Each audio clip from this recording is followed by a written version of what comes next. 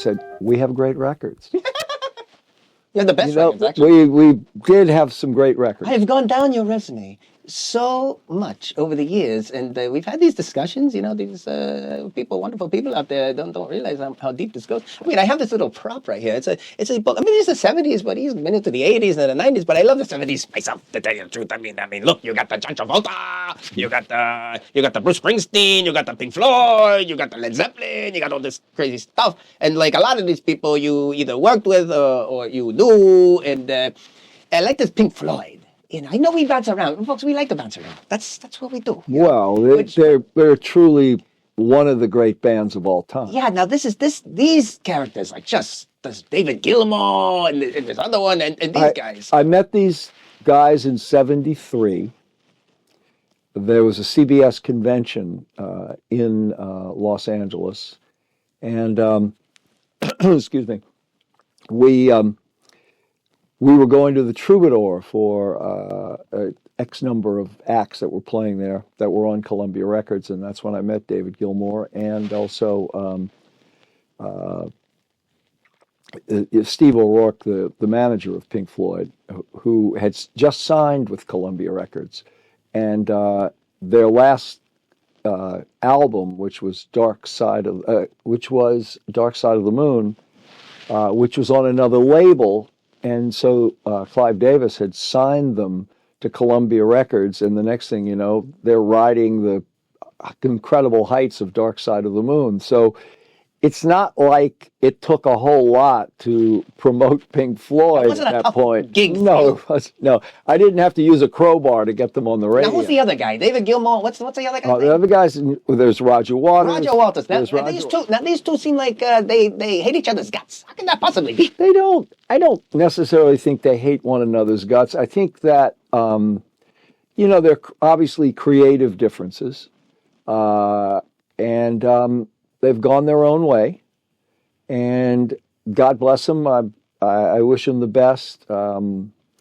They're very talented guys. And sometimes I think you can look at the highway of rock and roll bands, and a lot of them end up really in tragic wrecks. The idea that bands, maybe one artist or one particular member of a band will emerge as a leader, or maybe two. In the case of Pink Floyd, obviously Roger Waters has a brilliant career, as does David Gilmour. So, but the two other members of the band that we know as Pink Floyd, very few people saw the five members with Syd Barrett in the early days, but those early Pink Floyd records are really, phenomenal records in their own way. They weren't necessarily commercial records, but they have a great lifespan, and they're still, a very, very important part of the music that, is modern or contemporary. And you were around for this. They did another crazy one with a big wall and these funny-looking characters. I had the opportunity. I was on that tour, the Animals tour, which was the second album that they released for Columbia, the Animals. The first album that we released, the follow-up to Dark Side of the Moon, was Wish You Were Here, which was a brilliant follow-up. I mean, great. It's still one of the most played songs, that title song. Right. But on the Animals tour, which was, believe it or not, the first all-stadium tour, every venue they played on a cross-country tour was a football or baseball stadium. Now, did they make a lot of money doing those stadiums like that, or was it the albums? Where were they generating the most of the money? No, ticket prices weren't anywhere near what they are today, but they did obviously facilitate selling millions of records. They certainly made money. They had very good management. Steve O'Rourke was a very good manager, and they worked with great promoters.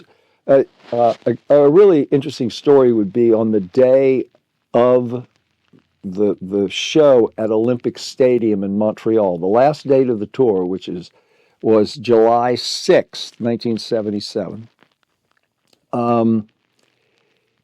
If members of your audience take a look at the wall graphics. Those graphics are really the graphics of Olympic Stadium. Gerald Scarfe, the album designer and the illustrator, really based his drawings on the stadium itself. And that was a day where the day started for me where I was asked to join the promoter, Roger, Alan Fry, the American manager, and myself. I was invited to join this. So we had a foursome, and we played golf in Montreal. And Roger chose me as his partner, and we had a bet with the promoter and the agent. And Roger and I won, thanks to Roger's great golf. I was a decent golfer, but we won that. And then we proceeded to go to sound check. And it was really interesting in listening to sound check. And David Gilmour didn't leave when the other members of the band left. He stayed out there and he worked on a particular riff that he had been sort of mastering, if you will, using the wah-wah pedal and whatever chords he was fiddling around with. And it became the basis for Run Like Hell. And it was funny. I remember asking him, I said, man, what were you playing out there at the end of sound check that was really, really good? And he said, it's just a little bit of music that a little bit of music that I've been playing with, and it became, one of the key tracks. Didn't he call these things bits? Bits. That's the term. That is the term he used. And he's still doing music now. He's still doing wonderful music. Yeah, maybe they get back together one day. Maybe not. I don't think so. Never. I think never is the right word. So when you left this Albert Grossman guy, so he's a mean guy? Was he a nice guy? He liked you? No, he was actually very good to me. I think the way to put it, I learned a lot from Albert, and it was time to move on. I see. It was probably smart. It's very smart. He and it was an interesting time for me because around the same time, going back to, as you say, we bounce around a little bit, Pink Floyd was making The Wall, the film. Big one. Right, with Alan Parker. There you go. Now, you had something to do with this film. I did, and it was really interesting that I remember getting this phone call from Steve O'Rourke, the manager, What kind of phone did you have? A push button? No, it was on the wall. It was a wall phone, like a wallflower. With a long cord. Was it a spiral cord? It was a spiral cord. Okay. I mean, today it's an antique. That's right.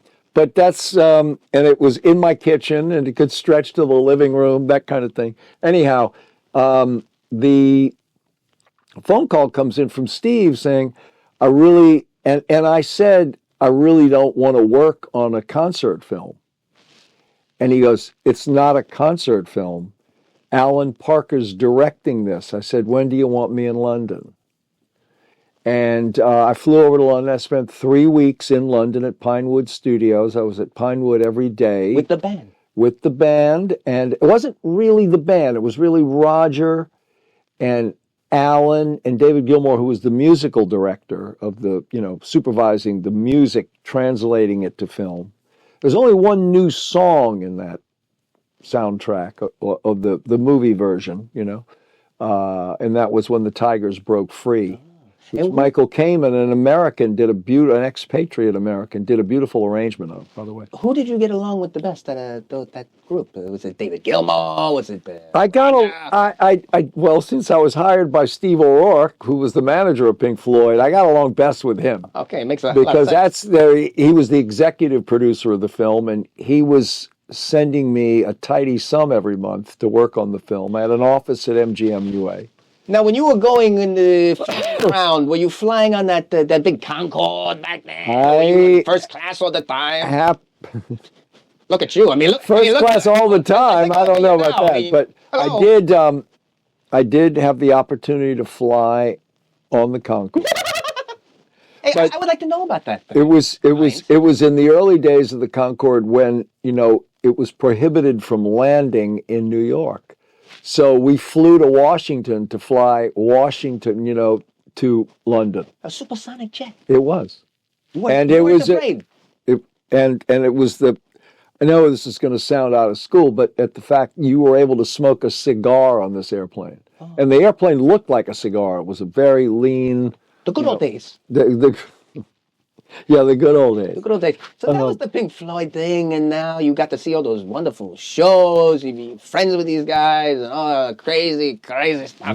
The Pink Floyd was really an extraordinary group to be around. Very creative, and just they were very good to me.